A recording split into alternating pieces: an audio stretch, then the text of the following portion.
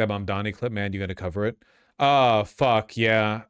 I remember that. That shit gave my pasty white ass, the ick.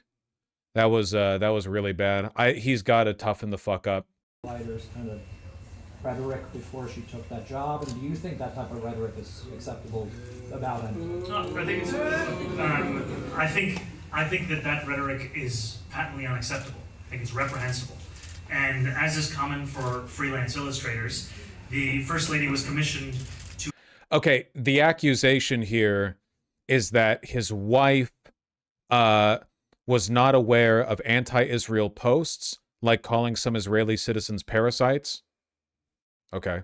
From an author she illustrated an essay for. So, hey, Mr. Mamdani, beloved mayor of New York, your wife illustrated a cover for a person who made posts calling some Israelis parasites. Okay. To illustrate an excerpt of a book by a third party. She's never engaged with or met with the author, nor had she seen the tweets that you're referring to. And we stand in our administration, and I can tell you our administration, which is separate from the First Lady, as she doesn't have a role within it, against bigotry of all forms. And we do so unflinchingly because every single New Yorker deserves a place that they can call home without having to be wary of being their full self when they do so. These people are deranged. They don't want apologies or accountability. They just want to drag you down. If you make apologies, they'll learn this tactic works, and they'll keep going after you. Like, you can't let them keep attacking your wife and then be like, well, my wife's statements do not reflect my own. Like, you can't do that. Why is Mamdani being so intentionally extra condemning Jewish hate crimes? Well, you should always condemn hate crimes, but like obviously he's trying to fight back against the fears that some people have that he's some kind of like radical Islamist mayor. The thing is though, Zoran is already really, really popular, you know? He's got a lot of charisma. I know he has ways of playing down these accusations without conceding the point, you know? Like, he doesn't need to do this, well, I disavow, whatever. Did he say that, though? I didn't hear him condemn his wife. I think that there's an implicit condemnation in the rhetoric from the author is reprehensible, and my views are not my wife's, and she wasn't necessarily aware. You're making excuses, you're making apologies, you're engaging with the argument. I don't think he should engage at all. I think he should be like, you go ask her, fuck off. I don't really think he's throwing her under the bus. I just think he needs to take a more derisive attitude to these people because they will literally never be satisfied. They will always be like this.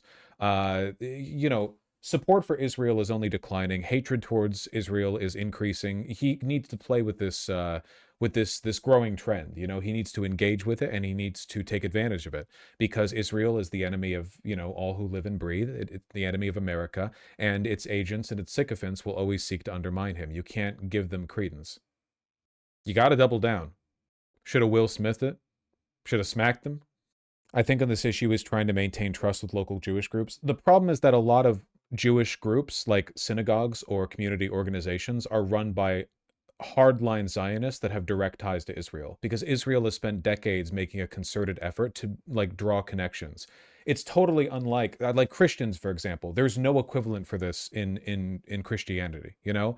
I guess the closest thing you might have is to the formal structure of the Catholic Church, but even then that doesn't really rope in like every single it's kind of Israel has made an effort to convince the Jews in America, I mean everywhere, but especially America, right?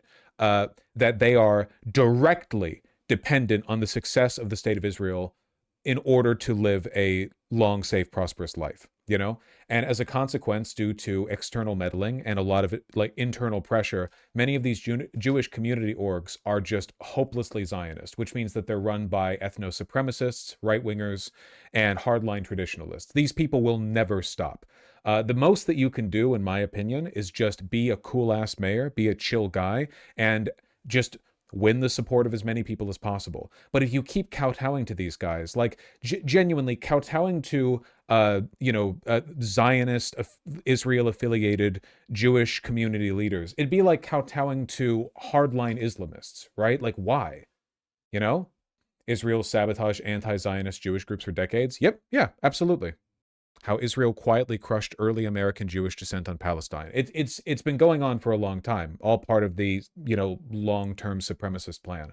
But most Jews in New York support Mamdani. So I don't think this is like a real demographic like standoff or anything. I think what it is like you have to recognize there will always be these people who can adopt the mantle of like concerned Jew or concerned Jewish leader or whatever as a way of attacking Mamdani disingenuously. And you have to have a better response to that than to constantly legitimize it. That's all.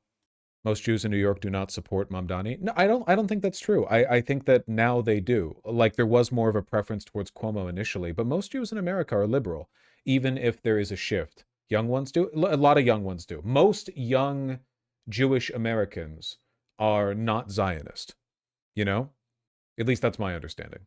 Liberal Zionism's a lot better than far-right Zionism. That's true, but unfortunately Zionism still comes for you. Like Daniel Biss is a liberal Zionist, but he's still like, it should be illegal to criticize Israel. We should all bend the knee to Israel. America should throw its, back out, like bending over to, meet Israel's national interests. So unfortunately, like when it takes power and takes root, there is no liberal Zionism. Only 33% of Jews support Mamdani. I'm talking about current approval ratings, not who they voted for. The people attacking Mamdani are all evil anyway. No, I know, and that's why you have to call them out. That's why he has to not give them credit. New for me, Zohran Mamdani's wife, Rama Douaji, provided illustrations for a book compiled by Susan Abulhawa, who has called Jews rootless parasites, cockroaches, rabid demons. Wow, John Levine, you sound like a really honest person who's really concerned about bigotry. What happens if I hit the back button? My closing message to voters is that Israel should have bombed more hospitals and the famine was a hoax. Thank you. From November 4th, 2025. Wouldn't really trust this guy's perspective. He's Adolf Hitler. He actively supports genocide. Every single time, yeah. Least fanatical Israeli. Well, at any rate. Dude, look at his fucking Twitter page. He retweeted The Eye of Sauron, and then the Atlantic article on, again, Mamdani's wife.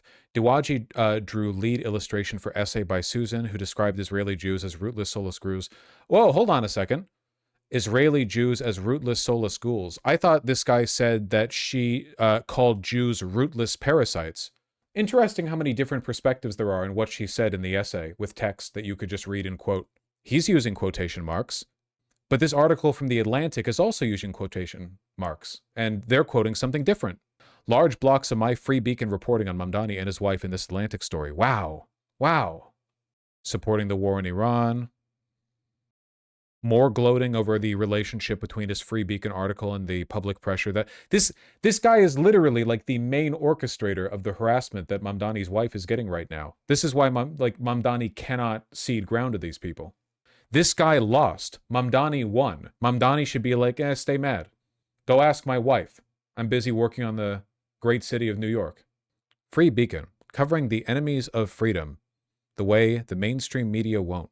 Morning Beacon newsletter sign up. The prestigious honors colleges at Arizona's largest public universities require students to take seminars loaded with racially divisive, anti-capitalist, and anti-Israel reading materials.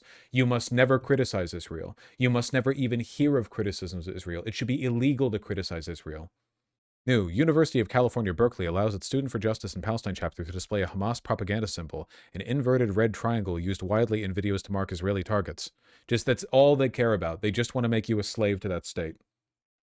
If we want freedom and democracy to persist in this country, removing these people from power is as essential as treating the Republican Party as a terrorist organization.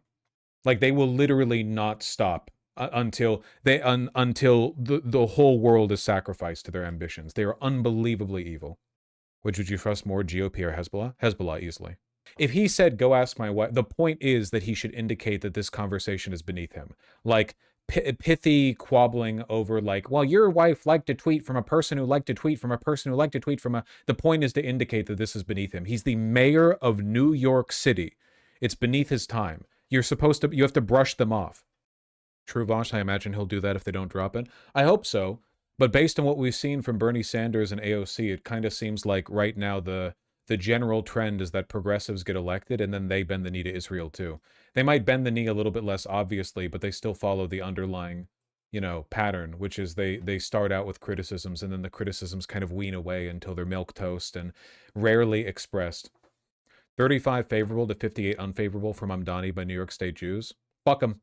Damn, sucks. You don't like Mamdani because you're an ethno-nationalist and Jewish supremacist? That sucks, dog. Sucks for you. Sorry. Oops. Damn. Go vote Republican or something. Go vote for the party that's like every single person in the party under 40 is an actual neo-Nazi. Go have fun. Yeah. Vote blue no matter who, you piece of shit.